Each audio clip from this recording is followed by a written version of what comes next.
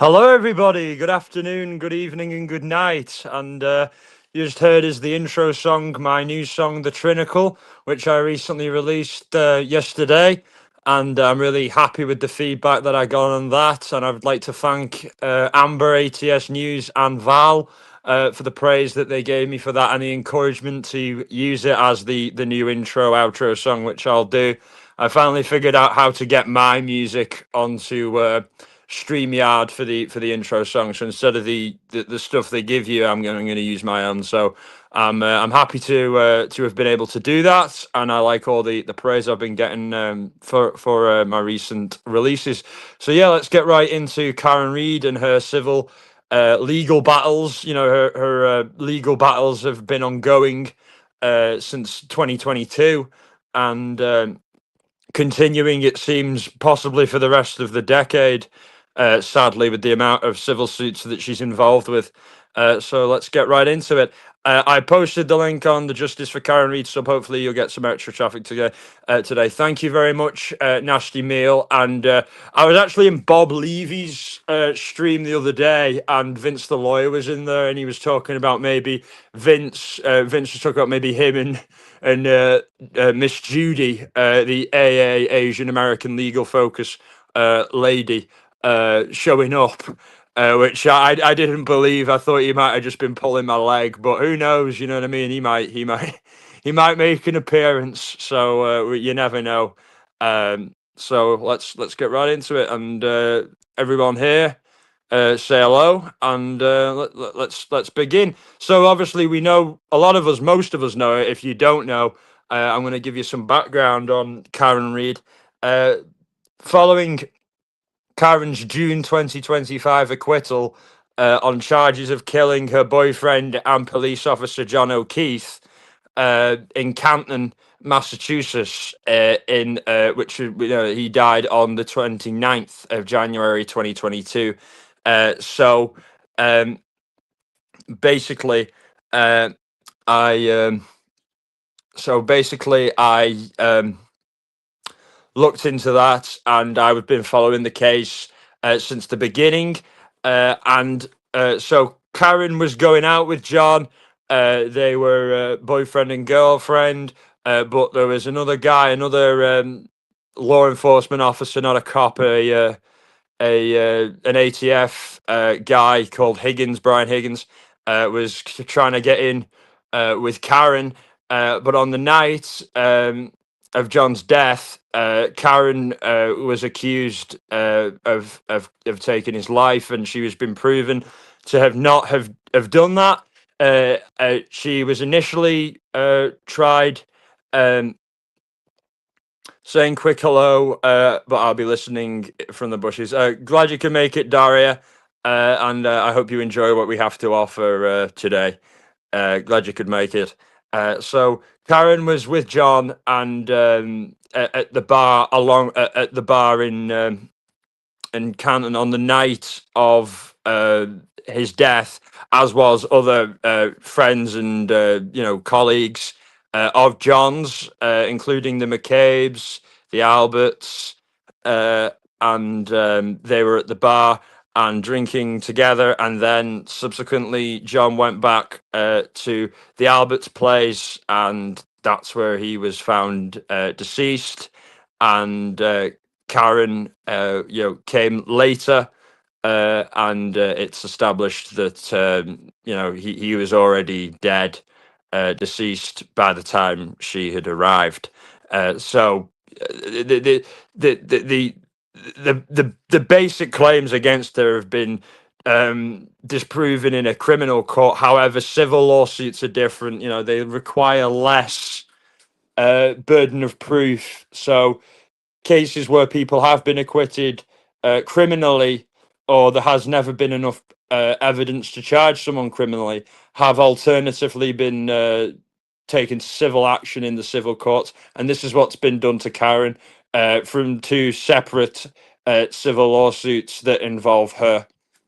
So she, and her initial trial, it was a hung jury, and but in her second trial, which finished in June 2025, last year, she was acquitted and found not guilty. And that was a watershed moment. You know, me and Val followed Val, who's a friend of the channel, and you know, the inspiration for the whole channel. You know, and means a lot to me. She and I followed the trials, both of them, day to day, and I can't tell you the amount of you know, uh, emotions that went into it from me and her and so many other people that I know. That sense of relief when she was acquitted, and the second trial was phenomenal. But it's such a shame that she's been through so many battles already. Two really difficult and public criminal trials. You know, that must have taken a lot out of her. Karen has significant health issues, and I can only imagine that they were exacerbated by the lengthy media procedure, media procedure, well, the media scrutiny along with the whole legal procedures. I can't imagine what damage that's done, but she's lucky she has a lot of supporters and a strong family behind her. But the O'Keefe family seem to be convinced that Karen is, you know, in some way at fault for John's death. You know, they can't pursue criminal charges against her anymore because she's been acquitted. But they still feel that she is accountable civilly because they're making allegations that she was you know, driving drunk behind the wheel and things like this, and that she emotionally endangered John's niece and all this type of claims. However, she may well have been driving drunk, but the fact of the matter is he was deceased before she even got there, and that's a fact. And people can, you know, throw things out there how much they like. He was dead by the time she got there. So even if she was driving drunk, it had absolutely nothing to do with his death. So I feel this civil case that's been brought against her by John O'Keefe's family is out of spite more than anything else. I think that they just want to keep her in legal battles, and they've been brainwashed, and their grief has been manipulated by the Alberts and the McCabe's. I say McCabe's, but it's Jen McCabe. She's the one who wears the pants in that relationship. Matt McCabe is really much a the beta partner in that relationship. You know, he doesn't really do much or say much. You know what I mean? And he looks a lot like Stuttering John. It has to be said. I nickname Matt McCabe Stuttering John because he looks just like Stuttering John from Howard Stern and Jay Leno. He looks absolutely just like him, which really amused me. Seeing him in court during the trials, you know, on the stand, because I just feel like I was looking at John. You know, it was crazy. But yeah, this is the people I believe got into the ear of the O'Keefe family when they were grieving. But it has to also be said, I feel that the O'Keefes didn't like Karen to begin with, and were you know, bitter and biased against her. So I think their minds were already open to it be filled for them to be filled by these lies by the Alberts and the McCabe's, or the McAlberts as people like to call them. I completely think that they swooped in there, and they knew exactly what to say and what to do. And it wouldn't surprise me if they in some part are bankrolling the wrongful death suit by the O'Keefes against Karen. And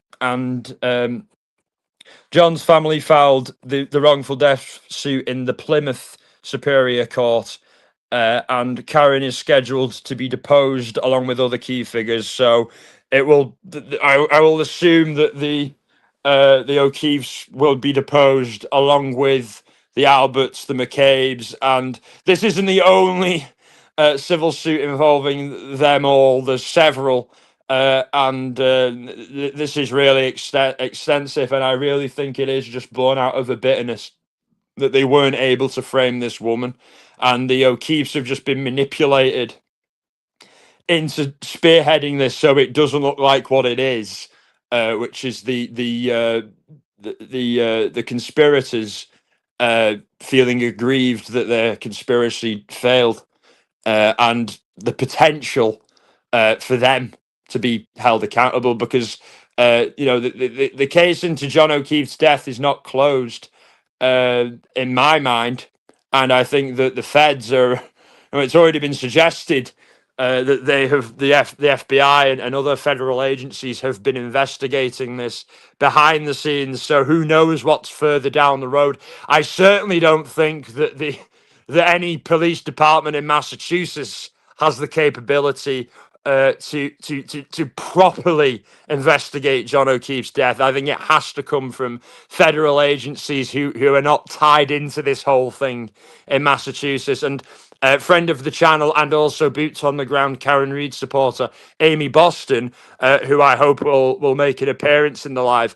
Did a live earlier today where she was talking about another case of corruption involving Massachusetts police, and it just speaks to a pattern of corruption. And I remarked to her in that live that it seems to me like Boston and Massachusetts cops are basically what New York cops used to be before they were, everything was cleaned up under Giuliani, and things changed. Back in the 70s and the 80s, the New York cops were corrupt as shit and were taking handouts from the mafia, from everybody, and there was all kinds of corruption, and it was blatant. It wasn't hidden like you'd expect it to be. It was pretty visible if you knew what to look for. And but it seems like Boston and Massachusetts in general, that reform never happened. And it seems like really Boston and Massachusetts need somebody, political or otherwise, in the state to come along and actually do what needs to be done, and have some audits into these police departments and some of the cases that they've handled. Because I really don't think Karen Reid is a rarity. I think that she's a statistic of a very corrupt system in a state where I don't think that there's enough accountability for law enforcement, and nowhere near enough. And I feel this in both of Karen's criminal trials, that Judge Beverly Cannoni was biased towards the prosecution, and it wasn't even secret to me. It was a running joke between me and Val and the other chatters in the live streams, and that Bev would constantly not allow or not allow anything from the defense, but allow every motion, every inflammatory statement from the prosecution. The whole treatment of Dr. Russell, who is a veterinarian expert and an expert on dog bites. The way she was treated by the prosecution was appalling. She was, there was blatant ageism, sexism, it could be seen as. And Bev absolutely allowed it and enabled it by not calling the prosecution to account, but constantly dimming it to the defense. Hi Val, so glad you could make it. Yeah, I was just mentioning earlier how me and you followed both of Karen's trials and like the emotional roller coaster of it all and everything, and I'm really glad you could make it.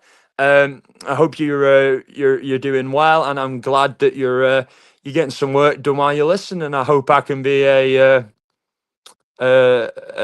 enjoyable, an enlightening presence in your work day. Bev was insufferable, absolutely. I remember me and you joking about her mop head. Oh, her wig made us absolutely hive mind. I didn't even see that, and we were talking about the same thing. Yeah, her like mop haircut was just so too much for me. It was just ridiculous. She, talk about bad hair day. Every day's bad hair day with her. Fuck me. I mean, it's okay to criticize her appearance because she's a scumbag, and like she really was pally, hand in glove, with the prosecution and everyone involved, because it really does seem to me, I keep going back, New York in the 80s, that's what New York in the 80s was like. The judges and the corrupt cops, hand in fucking hand, you know, they're all drinking at the same bars, all living in the same areas, all the members of the same social circles, you know, some fucking white glove Freemason type shit. But it's Massachusetts, so everybody's Irish Catholic, so they're not the Freemasons, but it's the same kind of logic. It's like you scratch my back, I scratch yours, you know, and we can't allow that kind of cronyism anywhere. Because this is what it breeds. It breeds cases like Karen's, where she's already been able to get through the criminal rigmarole of it. And I was saying earlier about the massive trauma that this must have taken on her, not just psychologically, but to her health, because Karen has health conditions and health needs. So, like, I can't imagine the toll it's taken on her. But now to be thrown into multiple civil court battles that seem like they're never going to end, and then that they're slow burning. That's all a strategy from the McAlberts, and they've used the O'Keefes as a pawn. And this is all a strategy to just destroy Karen's mental health and finances and just bleed her dry. You know what I mean? So that they, in some way, can say, "Ha, she is guilty." You know what I mean? And she is guilty of something. But like I said earlier, John O'Keefe was dead before she showed up. If she had been drinking and driving drunk, that did not contribute to his death. That is, you know, they have no right to sue her if she was driving drunk, because it had no bearing on his death, you know. And I'll share my theory on his death. As I mentioned earlier, Karen and the McAlberts and John were all drinking and Mr. Higgins, Brian Higgins, we can't forget, Higgy, were all drinking together, and John went with the party, and Karen went back to check on John's niece. And I think that John was lured to the house, to the Albert home, and that it was always the plan to get rid of him, you know. And I really do think that it was certainly Higgins's plan, but I don't think Albert was on board with that. Old Jen McCabe. I don't think I don't think they knew.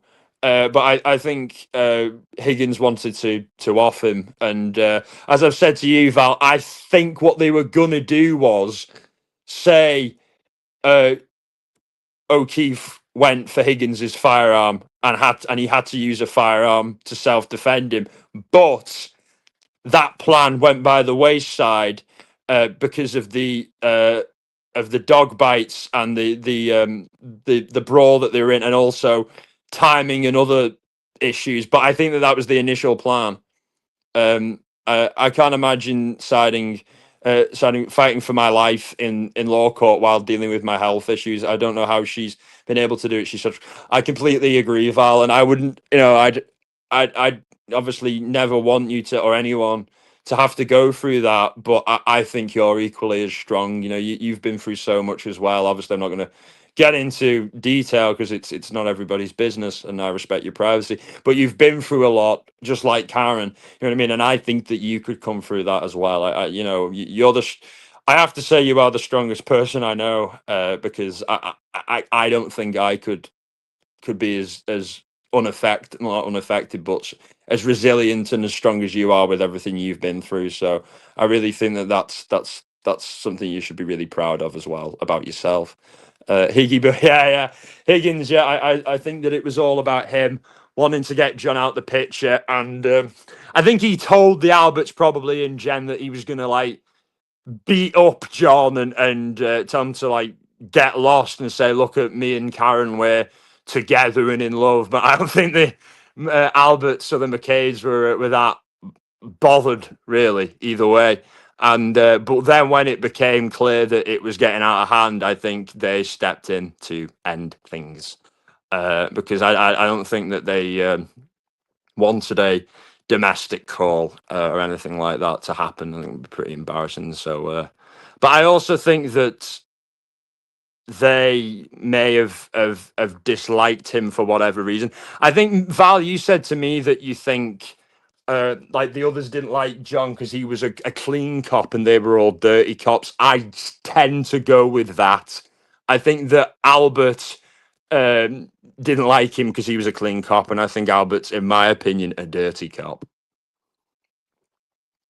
You know what I mean? I think he was a dirty cop, and I think that's why he didn't fit in, and that's where his grudge was, and it had gone far enough that, and I don't think that that's the first time that they've been involved in anything like that, like a covering up of a homicide.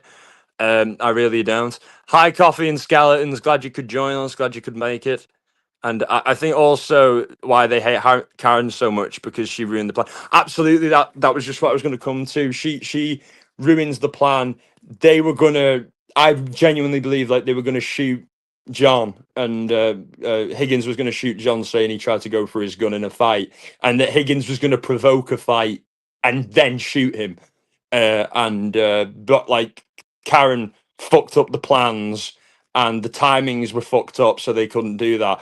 But I also think that like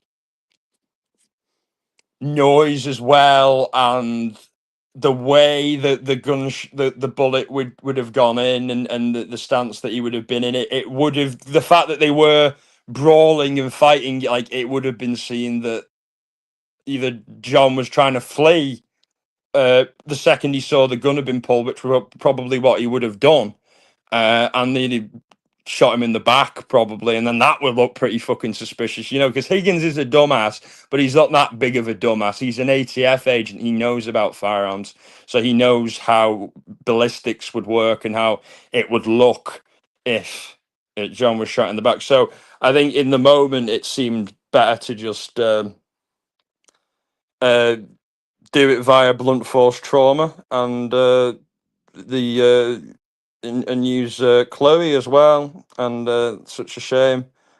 But I agree, they hated Karen because of that, because she fucked up the plans and she was calling and everything, and they knew she was going to on her way and leaving the text and everything. And they thought on the spot, and I think it was probably Jen McCabe's idea to throw him out there and try and make it look like Karen hit him.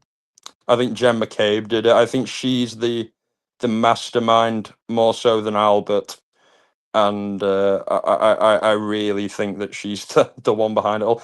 I think that put it bluntly, Jen McCabe is like really good at damage control, and something I would say she's probably something of a sociopath.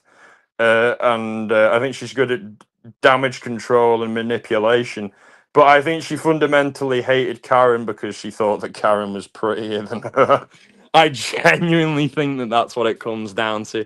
Petty jealousy, because everyone says that Jen McCabe looks like Skeletor, and she really does. She's not a nice thing to see. I remember I did a post about, saying, a community post saying about like Jen McCabe's like a sleep paralysis demon. She haunts you in your nightmares. And she's all the memes that were made about her, talking about the ice cream. It's like when you go and get an ice cream when you're a little kid, and then she, it's she's just a weird woman, and she's good at manipulating people. But it seemed like in the trial she came across poorly, especially in the first one, and then in the second one, to try and make herself look better, she started wearing the cross every time she came to court. So she's basically just hiding behind Christianity to say, look, I'm a good person, I wear a cross. Yeah, because it's not like anyone who's ever represented themselves as a Christian's ever done anything bad in the world, is it? It's farcical. But it's a sign of the manipulation.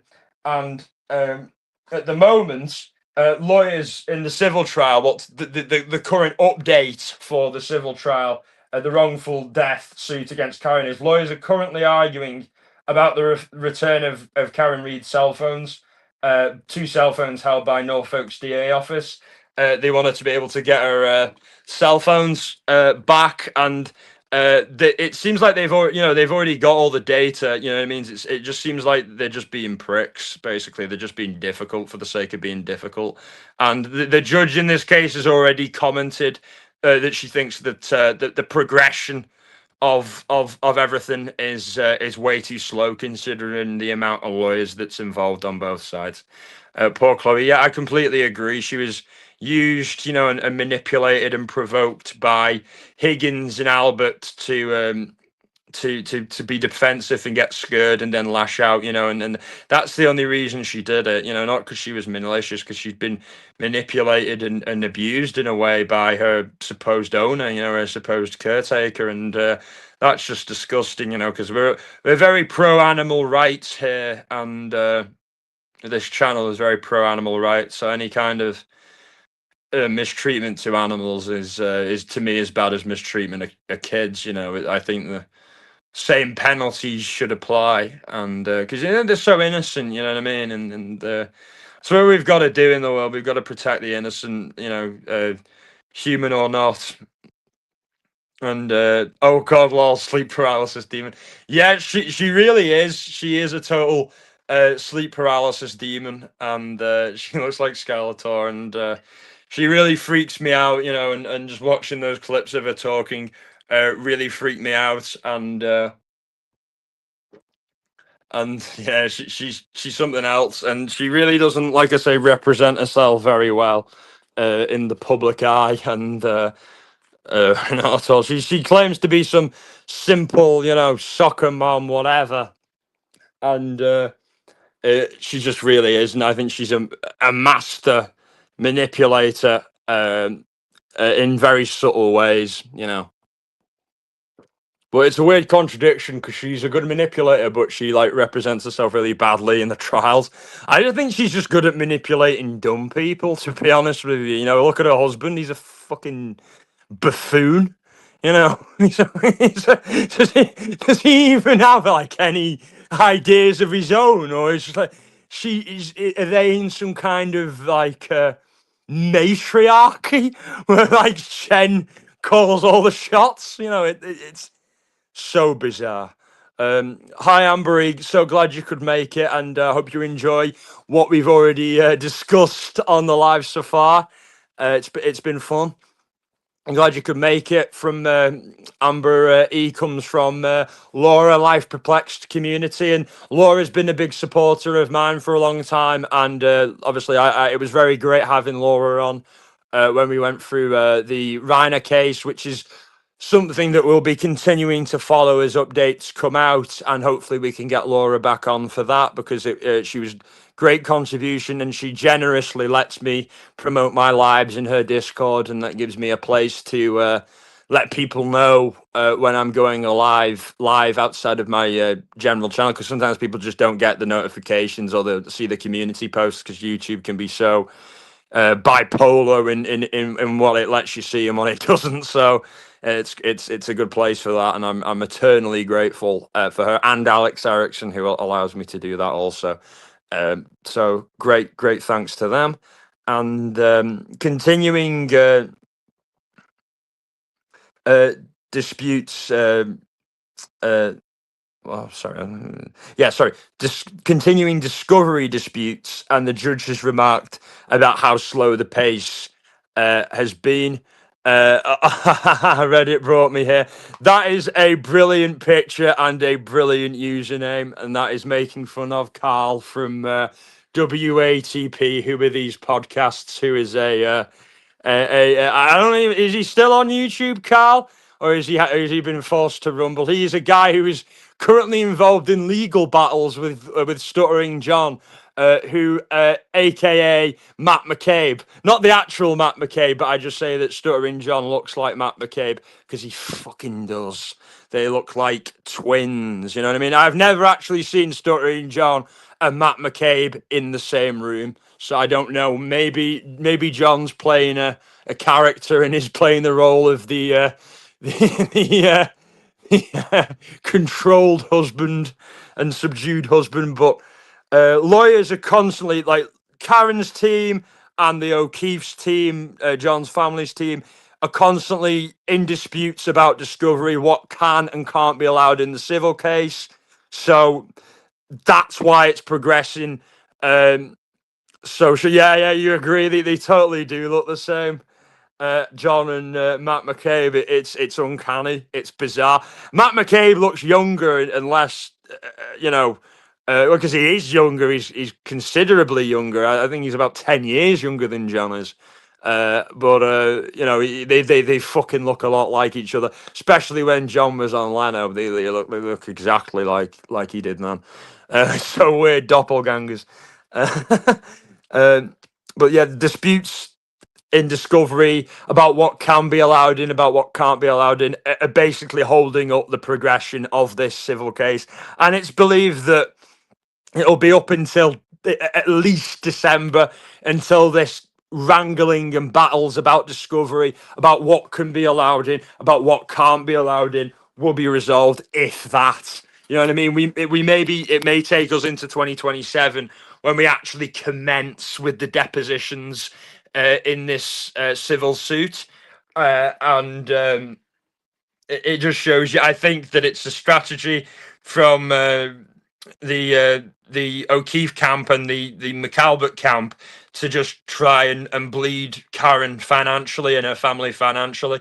But her parents are very well off and are happily supporting their daughter because they're convinced of her innocence, as well as the fact that, push come to shove, Karen could easily, raise money for her defense, and I would certainly help her do that, and help her out in that way, because it could be any of us. It really could. Any of us could be set up.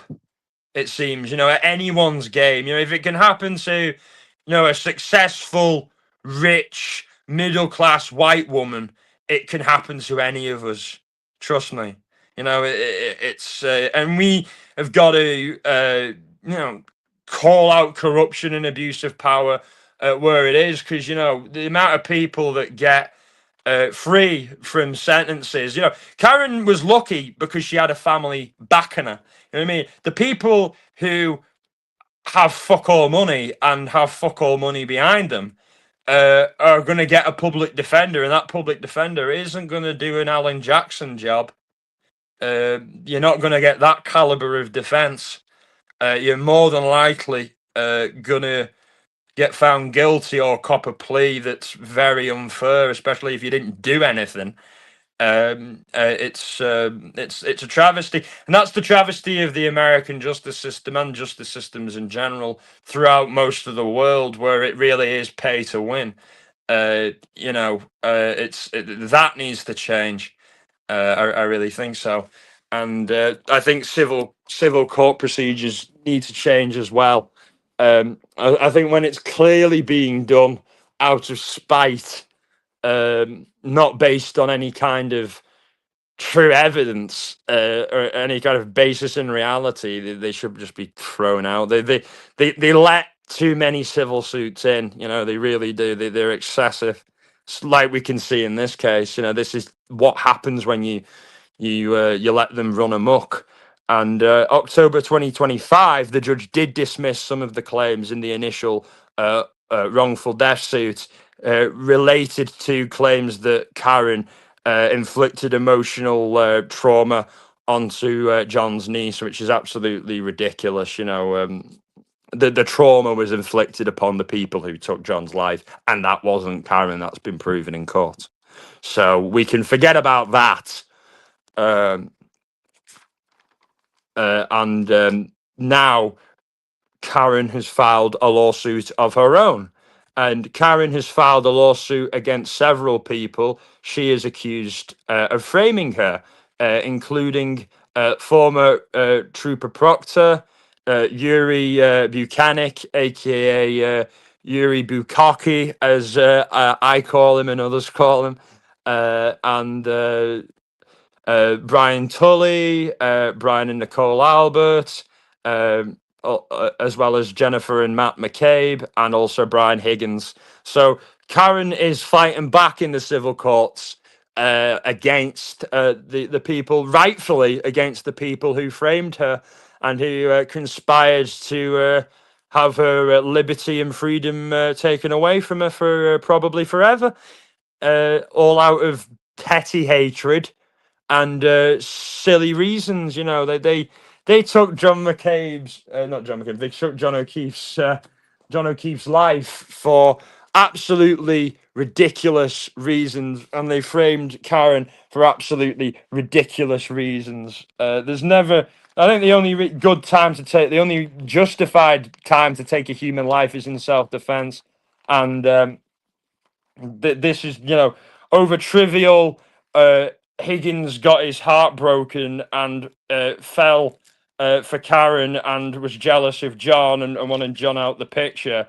You know, it's just the most stupid shit ever, you know, and it just shows you, like, when people in power think that they're untouchable, they'll feel emboldened to do things like this, and it's shocking the injustice that's been carried out against this one woman, and you know, like I say, it could happen to any of us, and discussions regarding this, regarding consolidating the discovery from the wrongful death suit are ongoing. So basically, allowing Karen's suit against everyone who's conspired against her, in my opinion, the discovery from that to be shared with the wrongful death suit that's been filed against her by the O'Keefes, and vice versa. Do we know why they were so against Karen? Well, we have theories, you know, and I stated them previously, and I'll state them again. Like that the O'Keefe family generally, well, I think that they were manipulated by the McAlberts in a state of grief. But I think prior to John's death, they didn't like Karen, because I think out of a sense of they didn't like that. I think that they didn't like that she came from money, and that they were a tad jealous of that. And they you know, sometimes people can look down on people. Rich people can look down on people who are poorer, you know, because of that, and vice versa, you know. And I think that that was an example of that. You know, I don't think that they liked that, and there could be personality clashes in there. That could be part of it too. But still, to, you know, believe the worst of someone when the evidence suggests otherwise, I think it's got to be a little bit more than that. I mean, I get it. She does seem like she could be hard to like, kind of, but she didn't deserve all this BS. Exactly, and I think that, like, we can all be, you know, considered to be hard to like by various different people. Like, some people's personalities are different and clash naturally. That's just the facts of life. And but I think that it was a mixture of personality clashes. They didn't like her for her money, and also they didn't like, and also they were manipulated by Jen McCabe and the McAlberts and told things that were blatantly untrue in a state of grief, and then acted impulsively and rashly and with emotion, you know, as you could expect them to. And this is why, you know, obviously, as we'll get into, um, Jen McCabe, the Alberts, and Higgins have filed a defamation suit against Karen and Aidan Kearney, aka Turtle Boy, and this has happened anyway. But I feel the O'Keefe lawsuit was manipulated and encouraged by the McAlberts as a way to say, look, even John's family are still fighting against Karen to get justice. This isn't just out of spite from us, when really it is. This is all motivated from the fact that they didn't get the verdict they wanted, and they're abusing the civil court process in order to get, in their mind, revenge on Karen. Which is absolutely ridiculous. And we need reforms so that this stuff can't happen, so it can't be abused like this. And Peggy never liked her. I agree. I completely agree. And, you know, it's weird. Some mothers can be like that, where they never think a woman is good enough for their son, and that's just bizarre to me. You know, I really think that there's some real where women who are like that to their sons. There's some real, you know, and fathers who are like that to their kids as well. There's parents in general. There's weird attachment issues there. You know, where they can't, you know, accept that their child can make, you know, valid decisions on their own. And I just think it's a shame. Are they still investigating what happened to John?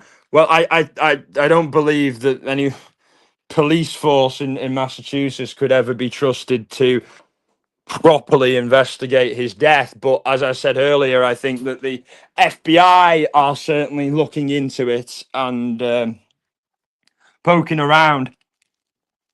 But yes, the yeah, Karen Reed and Aidan Kearney have been sued by the McAlberts and the McCabes. Well, Jen McCabe, Matt McCabe isn't suing them. Yeah, yeah, and that just says it all. You know what I mean? Jen McCabe is a real alpha female, but not in a good way, in a bad way. You know, and that's what's going on. And Aidan Kearney, Turtle Boy, is also facing witness intimidation charges as well, you know, related to his confrontation of Jen McCabe and the other players in the case. But personally, I just think that what Aidan was doing was simply freedom of press. I don't agree with, naturally, no, fuck that. I do agree with what he was doing. I think it was funny. I think it was funny bull baiting the McAlberts. I think it, you know, that they'd done enough to Karen that, you know, they needed some a taste of their own, and they just got salty that he did it back. And in this lawsuit that the McAlberts and the McCabe's filed, or the McAlberts, sorry, the McCabe's and the Alberts, the McAlberts filed. They're saying that Aidan Kearney, Turtle Boy, along with Karen, conspired to spread disinformation and slander against them all, when this is exactly what they did to Karen from the get-go. From the second John died, it was, you know, damage control mode. Who are we going to pin this on? You know, Val mentioned to me, if you're still listening, Val, back when the trial was going on, that she thinks and thought, and I agree with her, that they were probably going to try and frame Lucky, the guy who was sweeping nearby, and that they didn't. You know, I think he was going to be.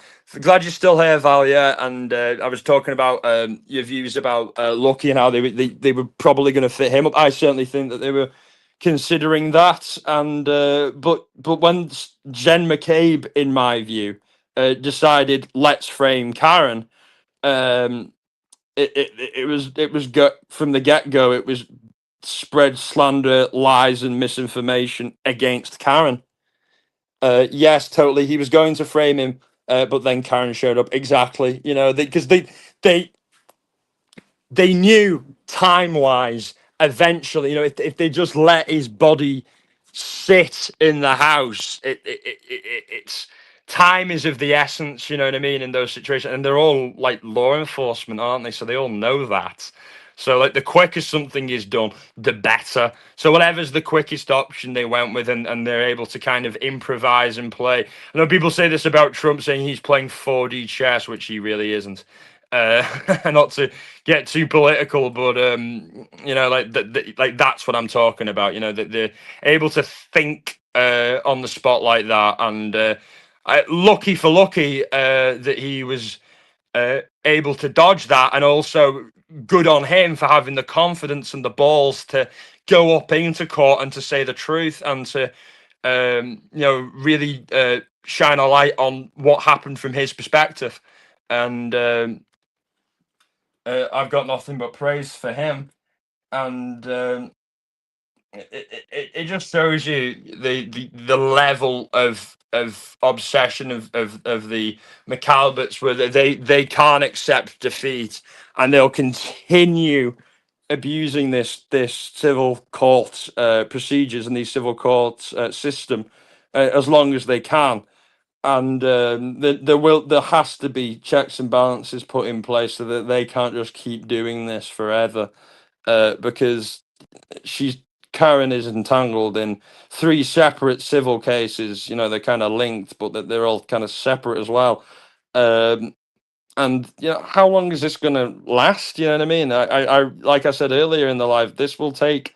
She'll. You know, she was first, you know, thrown into this whole, trauma and ordeal in 2022, and I don't think it's. I think she'll still be in civil battles, when we get into 2030.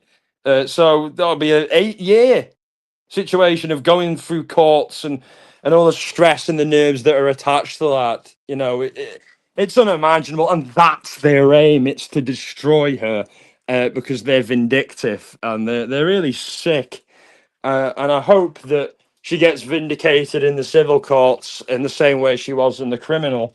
But you know, civil courts are different. There's less burden of proof, but I have faith and confidence that the truth will out and that justice will prevail. I really do. I hope so, and and I hope that John O'Keefe can get justice as well, because this continues. You know what I mean? And this is often what the people who thought Karen was guilty and still do level at us, that we don't care about John's death, that we're only interested in Karen. That's absolutely not true. I fully support the continued investigation into John O'Keefe's death, because I know, I have my strong belief. I'm not saying I know, but I have my strong belief of as to who did it and who was involved, and I want them to be brought to justice. You know what I mean? I want them to be held accountable for what they did, and I don't want a badge or any connections to be able to protect people when an innocent man's been murdered in cold blood. It's absolutely awful. And a woman, an innocent woman, was a victim of a frame job, an attempted frame job, and it's a terrible legal ordeal that she's facing, and she's gonna still, like I said, she's gonna still be in these civil court battles for the rest of the fucking decade, at least. With the snail's pace that the current um, wrongful death suit is taking. You know, they first started that whole procedure right after she was acquitted. So this has already been going on for nearly a year, and they're already they're not even in the stage of depositions yet. You know, they're in the stage of arguing over discovery and what can and can't be submitted. Like, that's how slow this is moving. And there are two other cases that she's involved in. Obviously, one that she's filing herself, but still, even though she's filed it, it's still going to be stressful. It's still going to take a toll, and it's it's it's just something that I don't think anyone would want to be in. You know, she's suing them back because she really has every right to, and like I said, that they're not being held criminally responsible as of yet. So that's the best recourse she has, is to find them, civilly accountable for it. Uh, but I think powers that be really don't want, cases of law enforcement officials or anyone of power and influence to of them, involved in serious corruption that results in people dying or getting framed. I think the powers that be don't want things like that to come out, because it raises other questions about Epstein files and all this other stuff. So, I think, keep the balance of power in the way they want, and keep us controlled, and the circus rolling on. I think there'll be certain forces that really don't want Karen to. Show in civil court at least that she was the victim of a frame up, and that the powers that be would like it to remain ambiguous, as to what really happened. And I think that's a real shame, because it's about protecting the status quo as opposed to actually getting justice, which is what law enforcement and, you know, the legal system should be about in theory, but really in practice isn't. And we see it time after time where innocent people are the victims of, frame jobs and setups because they've ruffled feathers of people who are powerful. And it very much seems like there's a set of laws for the rich and or for the connected or for the people close to power, and those who are not. I really do, and that two-tier system shouldn't be allowed to exist because there's only going to be more Karen Reads, like I say, unless there's systemic change in terms of, especially in Massachusetts, case after case of corruption. We got the Sandra Birchmore ordeal, and murder, which directly stroke indirectly was related to the Karen Read case because obviously Proctor and others were involved with that, and linked to that whole scandal, and not personally, but in terms of handling it. And it doesn't surprise me that it was ruled a suicide. It's probably going to get me buried in the algorithm. I don't care though. A suicide of Sandra Birchmore was ruled a suicide, and the investigation was certainly compromised, I believe, by corrupt elements like Proctor, you know what I mean? And the comments that was made about Karen and looking for her nudes if she had nudes and talking about a medical condition and everything like that, it's really fucked up, and really unprofessional, and just shows you the level of just degeneracy and just perversion and lack of accountability. That subordinates were sending to their superiors things like that, like, oh, I'm looking for nudes and sexual comments, and that's what was going on between them all. The officers, they were all acting like they were all in a fraternity together, and that's not how you run law and order. You don't do that. You're professional, hopefully, and you don't do anything that can uh, compromise an investigation or that's blatantly unethical, like it was. It was blatantly unethical what they did in terms of blatantly looking for pornographic or sexual images of Karen, and admitting it, not just doing it, but admitting it to other officers and superiors in a group chat is unfathomable to me. It's the lowest level of it's lowest level of unprofessionalism that I've seen in cases looking into true crime, and that's a real black spot on Massachusetts police in general, and the Canton cops, and a lot of the it shows you that it really is systemic. So I'd love to hear people's comments and thoughts, on not just the civil case but the criminal case and everything against Karen, and just the system in Massachusetts and the systems of power generally that protect and enable so much corruption and framing to go on. It's really messed up. And as I was saying earlier, Amy Boston was talking about another case in Massachusetts of corruption in law enforcement, of a cop who would blackmail sex workers into giving him oral sex, and say, look, I've found drug paraphernalia, if you don't do this for me, you're going to get charged for paraphernalia and this type of thing. And it's really disgusting that such things, that culture of blatant, misogyny, that's what it is, and the way they were talking about Karen, like she was a piece of meat, basically, and there were no professionalism at all. And for Karen to have to hear those texts be read out in open court, um, I can't imagine how awful that must have been with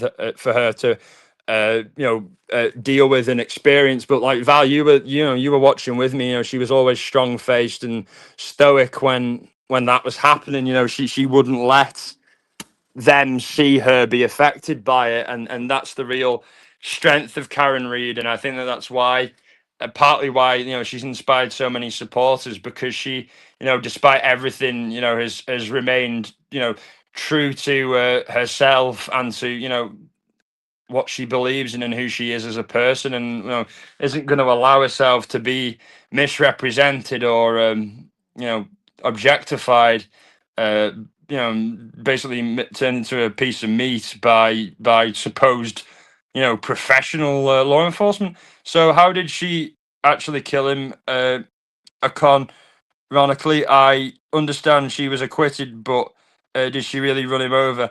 I don't think she did. I don't think she did. I think he was killed in the house of the Alberts. Uh, I think he was in a fight. John was in a fight with Higgins, and Chloe the dog got involved. And I think Higgins was initially going to pull a gun on him and kill him that way, but thinking, the way they were fighting, Higgins pulls a gun out, John runs, Higgins shoots him in the back. It's harder to say, look, it was self-defense if the guy's shot in the fucking back and he's running away. You know what I mean? Like that's hard to sell. And Higgins himself was an ATF agent, and obviously would know about that type of thing. So he was killed with blunt force trauma, not from a car. And I think that they just threw him out there when they knew Karen was on the way, so basically make it look like she did it. They have multiple experts come up and say there was no evidence that he was struck by a vehicle. Yeah, and it's like the like exactly that, and like the pictures of his injuries as well. It's much more consistent with dog bites and a fight. And blunt force trauma than it is from being hit by a car. You know what I mean? What was his motive to kill? Oh well, basically Higgins was like flirting with Karen and trying to get with her, and they kissed and things like that. And seems like Karen regretted it, but Higgins like couldn't get over her, and thought it was more than it actually was, and then clearly became obsessed and started to hate John because of it, and then lured him there to do it. That's my theory, and I think that's the theory of a lot of the people in the Karen Reid was his innocent camp, and that's what she believes. That's how she feels as well, and that's forms the basis of her civil suit against all the people that she's accused of framing it. All of them, either ATF, law enforcement, or Jen McCabe's case, just an ordinary soccer mom, which she really isn't. She's a mastermind behind most of this. I think behind the cover up of it anyway, and the manipulation, not the actual act itself. That's just my theory, and but I hope that Karen is able to get through all of this relatively unscathed, and to be able to clear a name in civil court as well, and put all this behind her once and for all, and try to get on with her life, because this has just taken up absolutely everything since 2022 in her life, and she's had very little breathing space, very little time to process the overwhelming trauma that she's been through. So I really hope that she's getting therapy and help, and is able to do things that balance out all the chaos that's going on, and the uncertainty and the stress and the anxiety that she's probably going through. And I hope that she can clear her name, like I say, and she can actually hold these people accountable civilly for what they've done, what I believe they've done to her. And it will be a precedent if she can. It will show that people in power are not completely beyond reproach. It gives hope to people that maybe someday, somehow, the people within the Epstein files are actually going to get investigated by the law and prosecuted, hopefully. I think it's a very remote chance, but it's something that needs to happen. It's a precedent that needs to happen.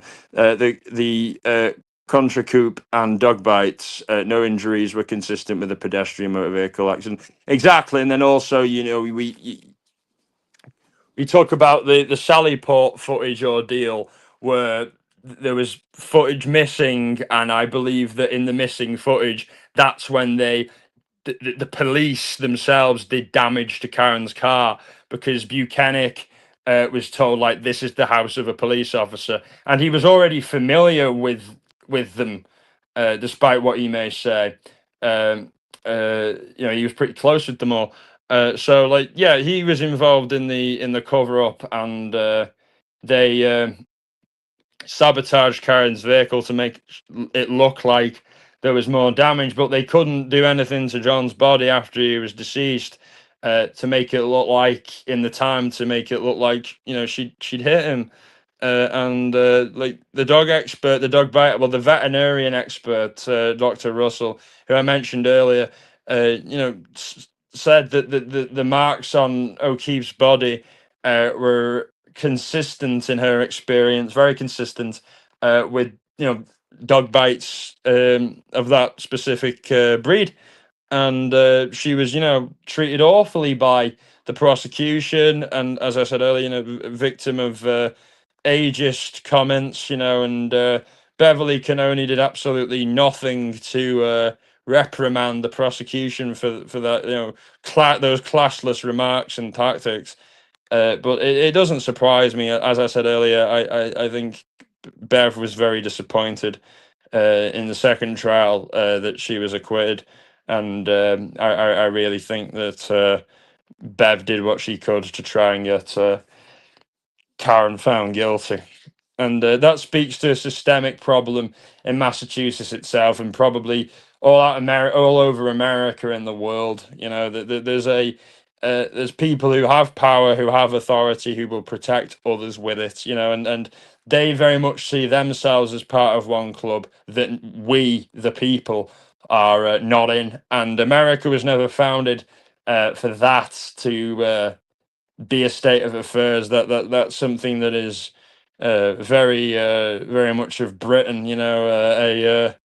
A system of a two-tier system. Where you've got the royals, the elites, and then the common people. America was supposed to be against all that, but inevitably, it seems to have morphed into that, where people in power will protect other people in power who are corrupt, and the corruption spreads like a sickness, and the people who suffer are the ordinary man and woman, boy and girl, who just wants to get on with their life, and runs afoul of someone who thinks that they can do what they like and ruin people's lives just because they've got a bit of power, and they go crazy with it.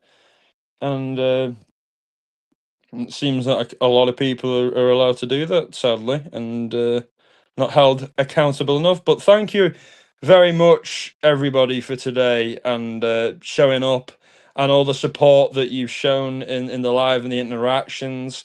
It really means a lot. I will be live later in the week, probably over the weekend, to discuss other things. I want to discuss the whole Hutch Kinahan feud, which I keep wanting to cover, as well as probably before you leave, outrage with Massey having his seat bought by APAC. Yes, I am.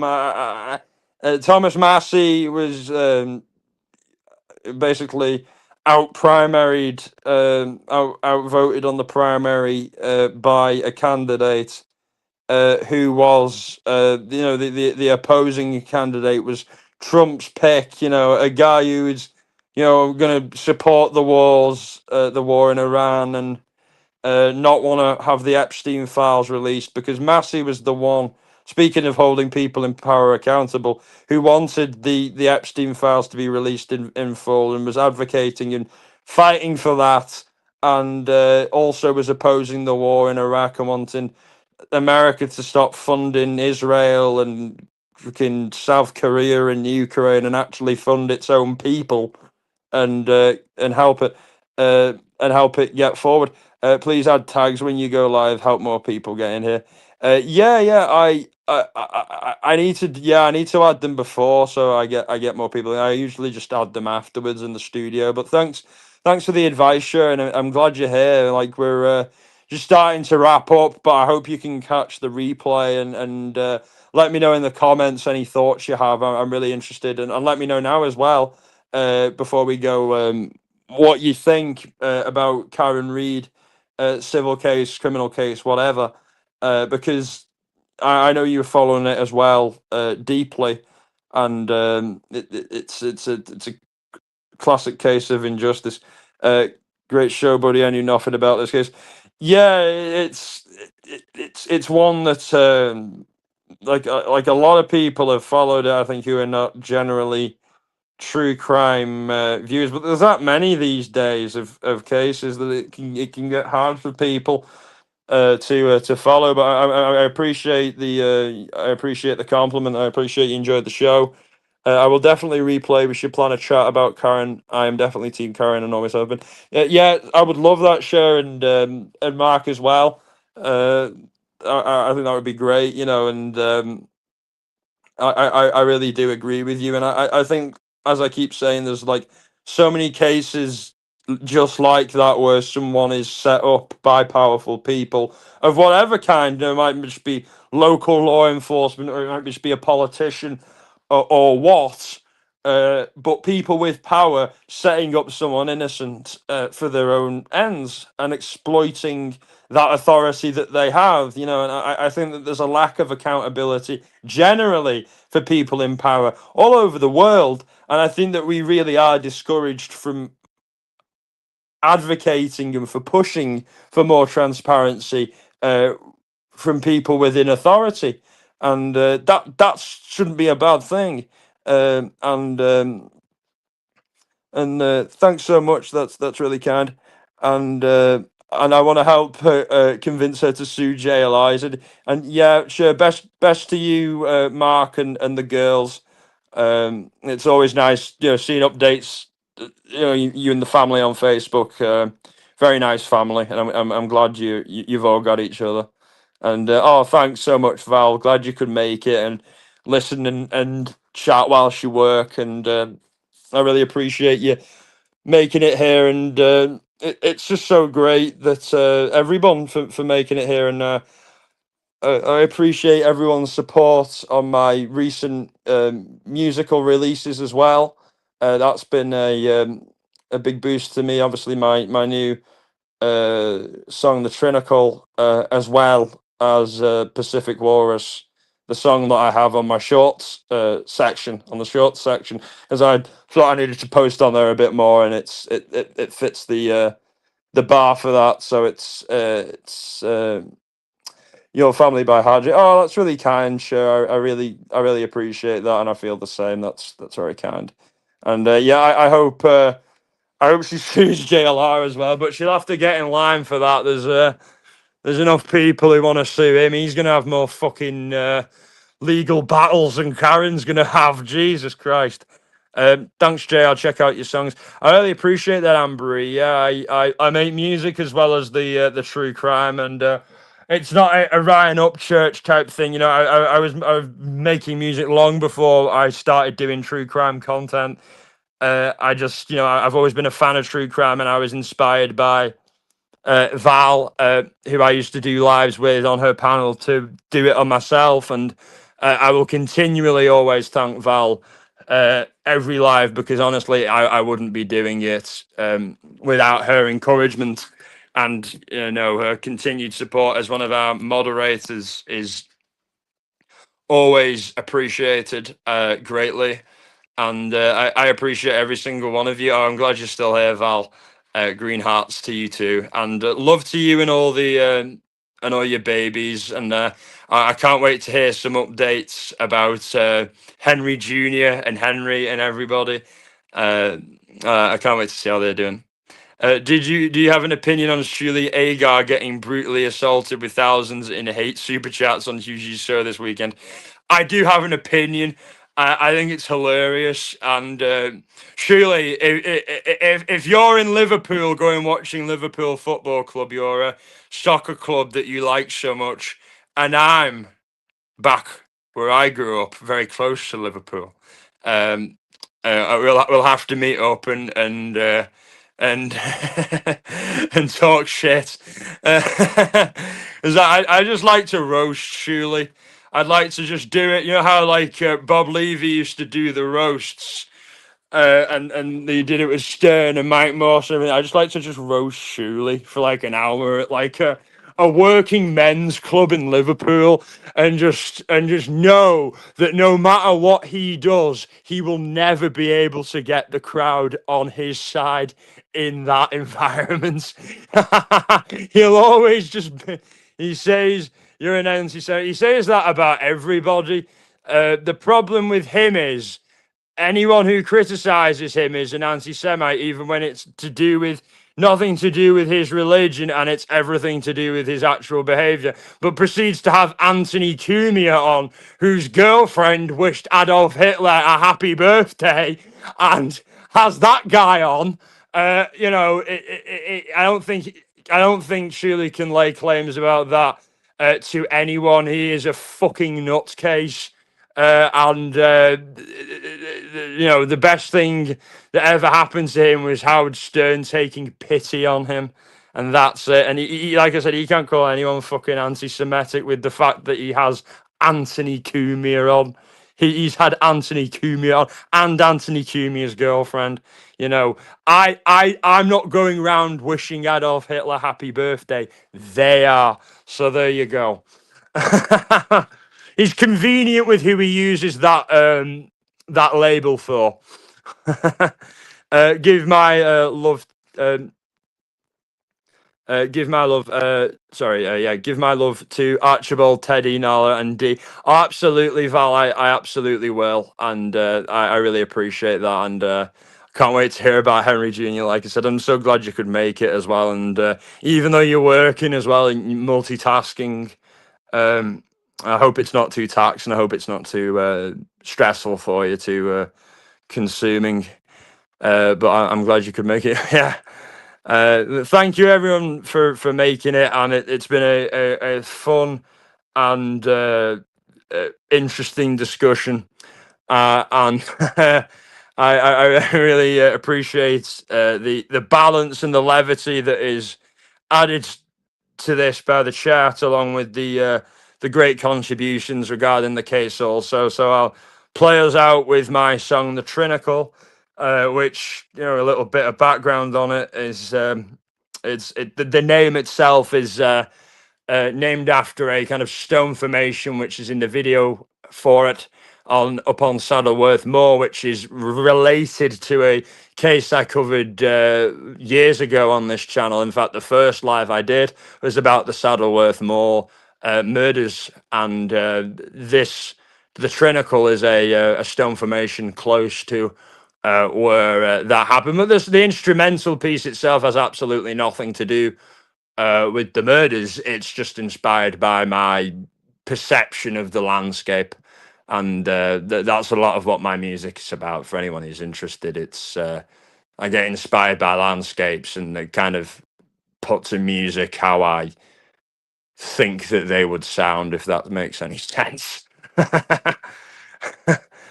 So let's play us out with the Trinical. And in case I don't see you, good afternoon, good evening, and good night.